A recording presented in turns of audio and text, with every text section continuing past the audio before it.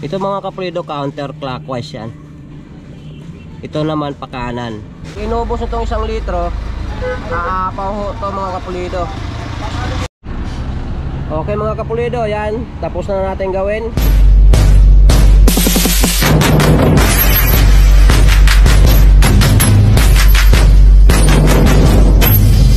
Okay, good morning sa inyo mga kapulido. Welcome to my channel.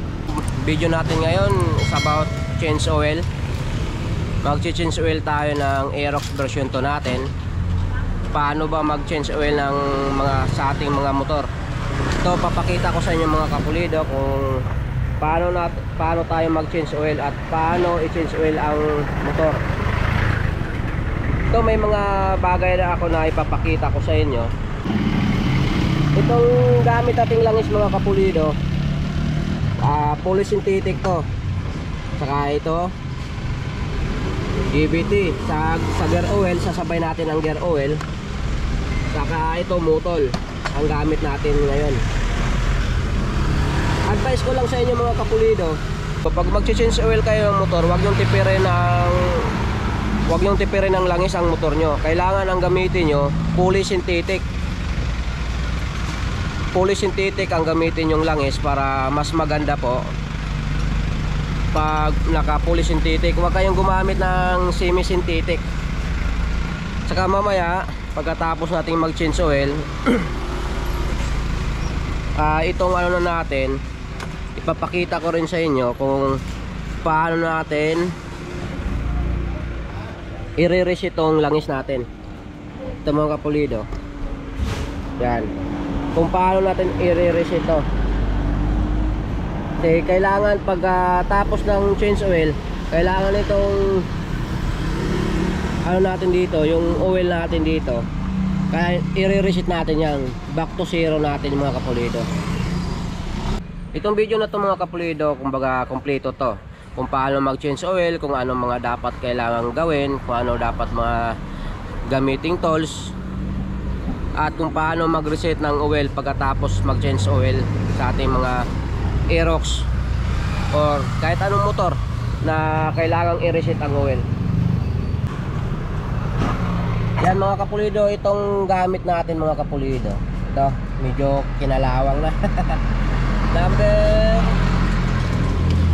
17 ito mga kapulido. At saka ito, yung para sa maliit, 12. Nag-ano lang tayo ng lagayan. So, pasensyaan nyo na itong pwesto ko dito kasi basa. Wala tayo mapustuhan doon sa loob. Yan mga kapulido, ito ang kailangan natin bubuksan. Yan, yan malaki na yan, nandun lahat yan. Tapos pati itong maliit para malinis natin parehas. Ito ang unahin natin buksan, itong malaki bago to. At syempre itong lagay ng gear oil. Kasi mga kapulido, medyo marumi oh. Kaya aanoin natin yan, ayusin natin yan mga kapulido.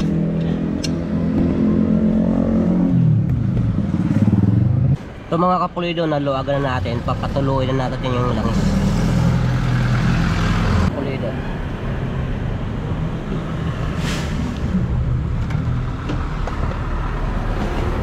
hindi na shoot. Ang dumi mga kapulido. Kahit itong ano niya oh. Ito yung salaan niya mga kapulido yan. Huhugasan natin ito mga kapulido. Tumutulong ko siya mga kapulido. Ito bahala ko sana to ano ko to, gagawin ko tong special bolt. Sana may sukat nito mamaya mga kapulido para ano natin special bolt to mga kapulido. Ano na to, papakita natin to doon kay Bigote Bolts ko. Ito mga kapulido, dito naman tayo magbubuka sa gear oil. Yan, special bolt kasi itong gamit natin mga kapulido. Ito numero 10. Ayan.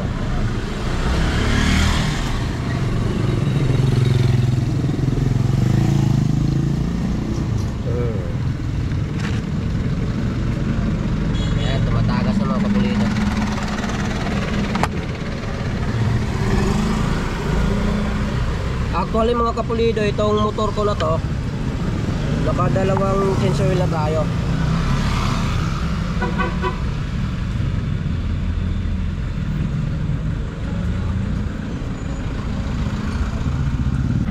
Mula nung nag-Laguna Loop ako, ngayon ko lang to na change oil ulit. Ang tinakbo ng motor natin nasa 1.7 plus. Pangalawang change oil to mga kapulido. Huwag kayong magtipid na mag-change oil ng motor yung mga kapulido, kasi malaking bagay ho yun para sa mga scooter natin. Pag magtitipid kayo ng ng pag-change oil ng motor nyo, delikado, mas mapapalaki po yung gastos natin, kasi yung dumi ng langis natin mapupunta yun sa natin, sa makina. Kaya huwag nyo tipirin, alagaan yung motor nyo, alagaan natin yung motor natin sa pamamagitan ng pag-change oil.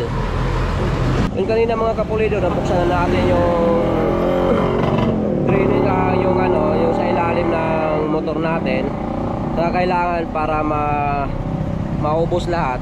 Itatagilid natin yung motor.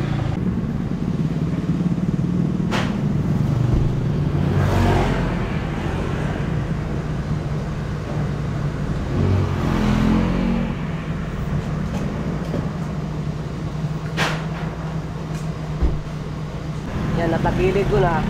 Mamaya itong mga natapong lang dililinisin ko na lang to, kasi delikado to eh. May mga nagpa-park ng motor dito, delikado to, madulas to sa gulong. Basta pag maghigpit kayo nito, yung sakto lang. Yan. Yung lagay ng langis natin mga kapulido, naikabit ko na yung maliit. Pumunta tayo doon sa bilihan ng mga special bolt. Wala yung taga-benta, kaya balik na lang natin yung stock nya. Ito mga kapulido, bubuksan ko na itong lagayan ng gear oil. Yun o.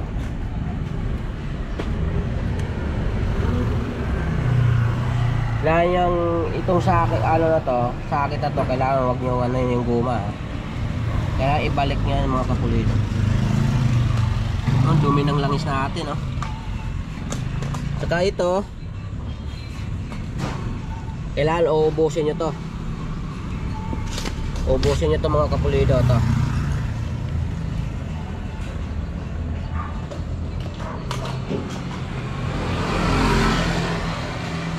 Walang tagahawak ng camera natin mga kapulido eh. Yung GoPro natin walang tagahawak. Kaya sariling sikap. Sanay naman tayo sa laging solo mga kapulido eh. Kayo mga kapulido, pag nagaganito kayo, nag-change oil kayo, pag binibidyohan nyo, may tagahawak ba ng camera nyo? Kasi sa akin talagang minsan yung anak ko, kaso may pasok eh. Okay, wala na, ubos na. Babalik na natin. Itong bolt natin ng ng gear oil, special bolt din to mga kapulido. Tulad ng sinasabi ko nung nakaraang previous vlog natin tungkol dito, malaking bagay o yung special bolt na yan, kasi hindi yan basta-basta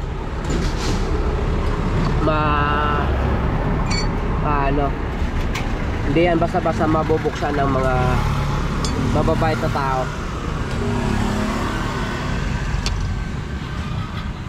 Itong pang ko, kinakalawang ng mga kapulido kasi matagal na kasi ito eh. Itong pang ko, pinagawa ko lang ito mga kapulido.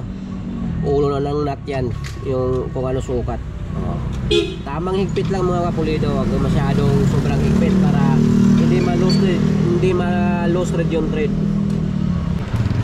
Yan, kailangan dito nakabaliktad mga kapulido hindi nakaganyan yan kailangan nakaganon yan, kasi yun ang sasala yan doon yung mga dumi na nanggagaling doon sa langis natin, yan ang salahan okay.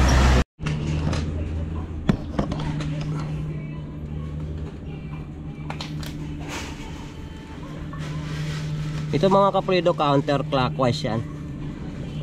Ito naman pa kanan ang pagsara. Yan. Tamang higpit lang din yan mga kapulido ha. Okay mga kapulido, dito naman tayo sa langis. O tulad ng sinasabi kong nakaraan, ito malaking bagay din to. Itong special bolt na to, itong takip ng langis, para hindi kayo maloko, hindi maloko yung mga motor natin mga kapulido.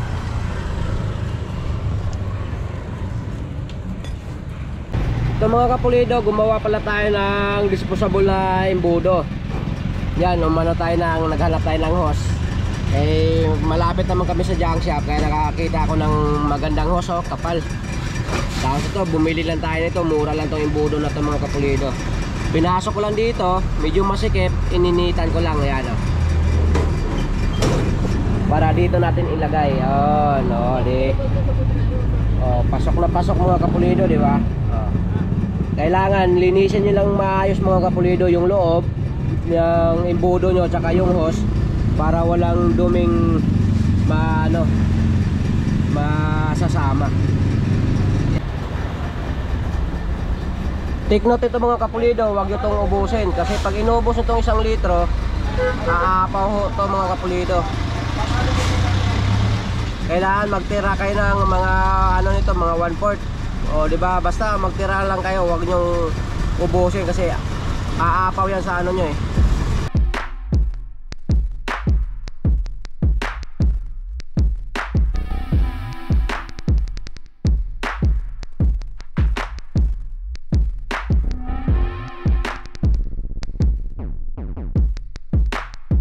Yung mga tira nyong langis mga kapulido, pwede nyong ipunin yun para pag dumami, pwede nyong magamit ulit sa change oil. Pero take note, bawal nyo paghaluin ang magkaibang brand na langis.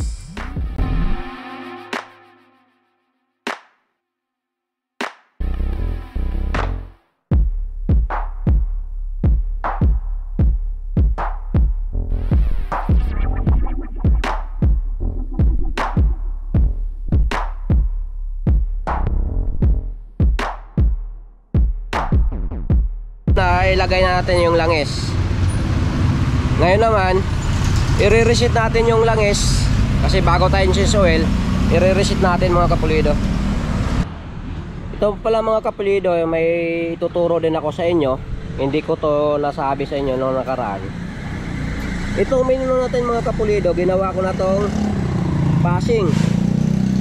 Yung menu na yan, ginawa ko na yung passing mga kapulido. Hindi na tayo dyan mag-re-reset. Dito na tayo. Nilipat ko yung menu mga kapulido. Nilipat ko na dito yung menu. Kasi dito ang stock ng Aerox mga kapulido. Ito, di ba may butas to dito. Diyan ko po nilagay ang menu.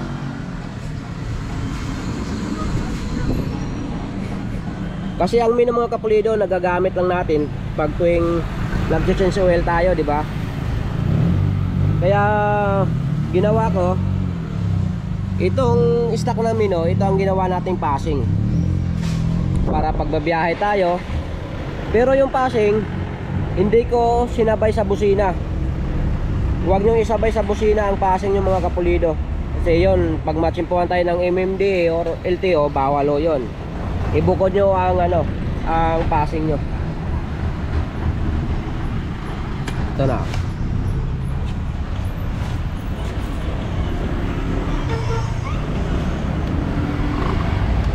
Oh, ayan mga kapulido. Oh, kita nyo yun, kumikislap doon mga kapulido. Eh maliwanag kasi ngayon kaya hindi gaano makita oh. Pero yan ang kumikislap oh. Yan ang passing natin, dilaw. Tapos dito na tayo malabo. Punasan nga natin. Malabo mga kapulido, wala tayong pampunas. Yan, damit. Yung damit ko mga kapulido para malinaw. Okay? O, diba? Linaw na o. Pati mukha ko kita. Ngayon, i-reset natin. pindutin nyo ang menu mga kapulido. Hanapin nyo ang trip 1, trip 2. Pagkatapos ng trip 2, hanapin nyo ang oil. Pag makita nyo na ang oil, i-press nyo hanggang magbiblink siya, hanggang lumabas yung numero. Tapos okay na, start nyo na uli. Okay mga kapulido, yan, tapos na natin gawin. Okay, maraming salamat ulit sa inyong lahat mga kapulido, sa mga patuloy na sumusuporta sa akin. Mabuhay po kayo at shout out po sa inyong lahat. Bye bye, God bless. When you drop that booty down low.